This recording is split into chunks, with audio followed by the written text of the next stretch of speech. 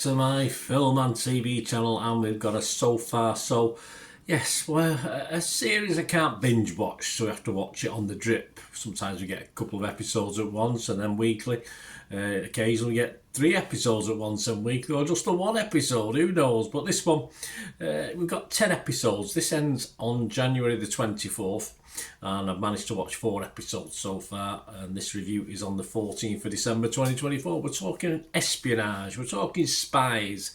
It's called The Agency, and it's from Paramount Plus, in line with Showtime, in sort of league with Showtime as well, this one. So we're going to have a look at that. It's produced by George Clooney and Grant Heslov. Stars, yes, I'll talk about the main star in a moment. Michael Fassbender, Jeffrey Wright, Jodie Turner-Smith, Richard Gere, Catherine Waterston, Harriet Sansom-Harris, Abreen Razia, John Magaro and Sora Lightfoot-Leon. There you go. So a couple of new faces for me that I've not seen before. And this premiered on November the 29th and is based on the critically acclaimed, I've not seen it, have you? French series Le Bureau de Légende, or Legende. Created by Eric Rochon. Pardon the... I do know a bit of French. There you go. Aired on Canal Plus between 2015 and 2020, so you may be familiar with that.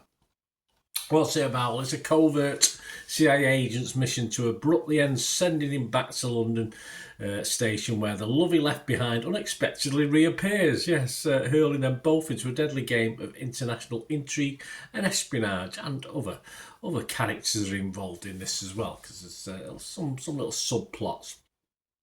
My thoughts, yes, I've never been, and I don't know why, I've never took to him, the biggest Fassbender fan. And to be honest with you, this doesn't really change my mind any. I do like the scenario of the agent who isn't quite at it. He's not James Bond, he's not Superman. He's a bit too wordy at times, which I don't mind normally. But again, it's an actor I've never really appreciated for that side of it. But I mean, there is always a big but, isn't it? I do like the attempt to be just a little different within the genre, and the way it concentrates on the harm, say, to the agents' personal lives, doing the covert work. And in that way, I think Fassbender's probably a good pick for this role, but it's only a personal basis that I don't really like it. But, you know, the more I watch it, up to episode 4, the more I think he'd probably pick the right guy to do it. So my personal opinions on the actor himself shouldn't really come into it, because I think his role is perfect for this role. It's as simple as that. And the introduction of the younger female character, Danny, who's learning the ropes, if you like, a bit more formulaic with this. It adds a little bit more depth to the story overall. My old brain did have a little problem following some of the storylines. There's a little bit of going back in time, fast forward and backwards, and I'm not alone in this. Thankfully, some others have commented on that in the reviews as well.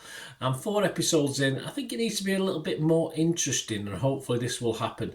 As at the moment, my attention's sort of waning just a little bit at times. I think it's trying to be very clever and deep, but it may also be losing out on the entertainment value for me. It needs to oomph it up a little bit as well.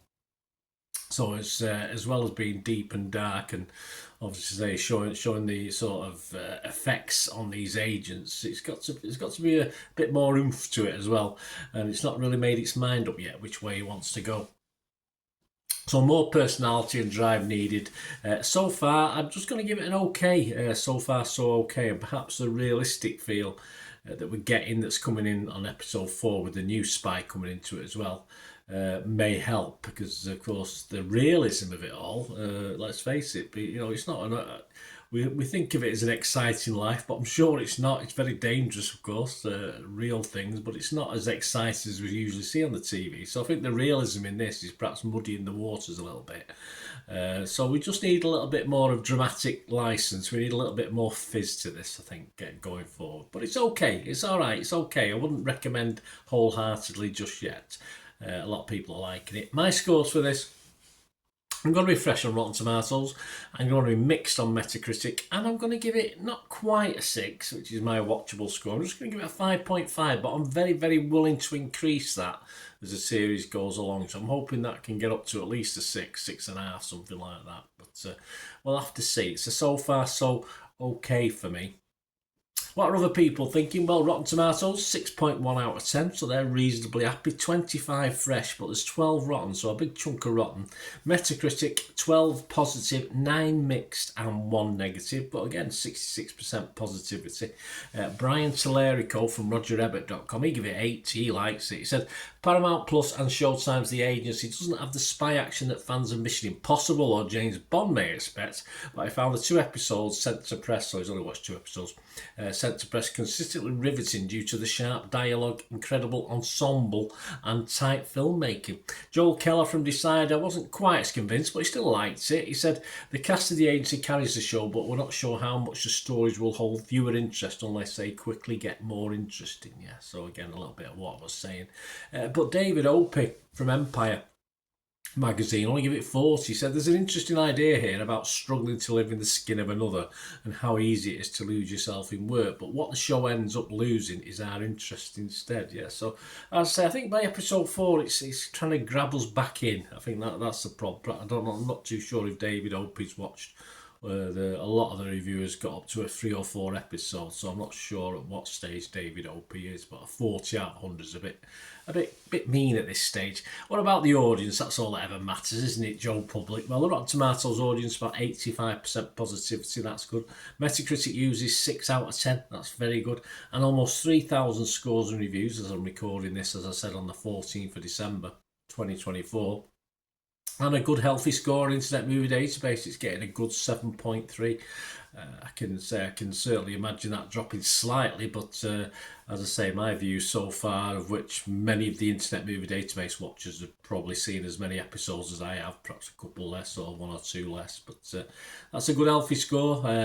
Yeah, as I said, a bit more than I'm giving it at the moment, but so there's a lot of love out there for this one, and there's a lot of Fassbender fans, of course there is. Don't worry about me particularly not beating. It's just one of those things. I don't know what it is. But yeah, it's just never grabbed my attention. Well, there you go, guys. Let me know what you're thinking so far on this anyway. You can let me know. And please, if you can, just stay tuned for information on my socials and ways you can help support the channel. Right, a quick shout out before we go for my sponsors at the moment. Piat6505, they've got a little eBay shop. And they sell movie posters from the 1990s and 2000s, some great films, some great actors, so please check the link in the comments section below and you'll go straight to the shop. I dispatch everything between 24 and 48 hours, so if you see anything there, you want to order it, you can also mention my name. I mean, they are sponsoring me, so I do my little deal as well, so you can get 10% off. If you buy anything, just mention me, just say Bernard sent you, and they'll give you a 10% reduction on your order price. My thanks to Piat6505. If you're interested in sponsoring the channel yourselves, guys, supporting the channel by sponsorship, just let me know. My socials are on screen there, so just contact me about that and we can have a chat. Other ways to help me out, guys, if you watch the ads, if the ads on this, YouTube ads, that helps in a very little way, but it all helps. It all, watch the pennies and pounds look after themselves, they say, don't they? Or the pennies or the 10p's look after themselves. But if you watch the ads or follow the links on the ads as well, that's always a nice way to support the channel. If you sort of hang on for it. I've done that. I watched other people's and followed the ads, just something I fancied, which does happen from time to time. Of course, you can support me by pushing that subscribe button as mentioned earlier, and that's of course pressing the button so you know when these vlogs are coming out. And of course I'm always interested in your opinions, and of course if you can give us a like, that'd be wonderful as well. So thanks for watching, guys. Hopefully I'll join you very, very soon with something else. Until we meet again, I'll never ask one thing, don't I? Please stay safe, everyone. Bye for now.